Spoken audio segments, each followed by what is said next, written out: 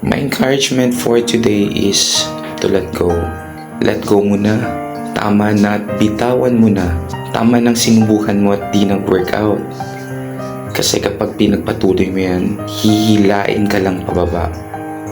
Magiging malungkot ka at mawawalan ng saysay ang buhay mo. Mahirap man pero kailangan mong isipin ang sarili mong kaligayahan. Kailangan mong hanapin ang mga bagay na magpapasaya sa'yo.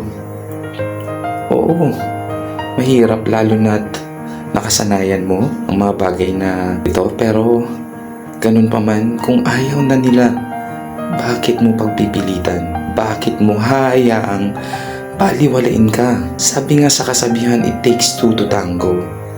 Meaning, kailangang dalawa kayo, sabay at di lang isa ang nagpapaubaya. Paulit-ulit bukang bibig mo ang mga bagay na di mo matanggap dahil napapahiya ka na wala ka ng value.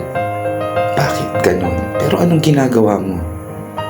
Kailangan mo bang isipin ang kapakanan ng ibang tao to save the relationship, or dapat isipin mo din ang sarili mo, ang worth mo? Ang tanong, kaya mo pa ba? O sasabihin mo na let go ko na lang?